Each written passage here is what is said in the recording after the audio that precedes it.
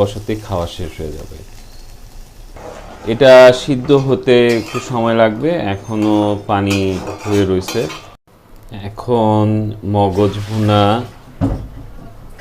ভুনা কমপ্লিট হয়ে গেছে।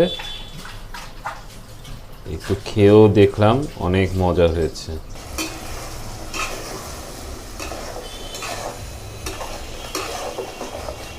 এখন পুরা এই ঝোল আর হইল না, আবার কষানো হয়ে গেল, মানে কষানো মাংসের মতন হলো। তারপরও খারাপ হবে না, কষানো ব্যাপারটা অনেক মজা।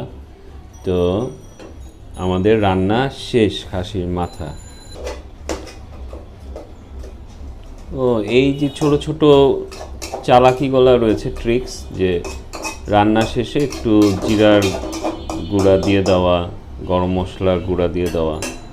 তো আমাদের রান্না শেষ।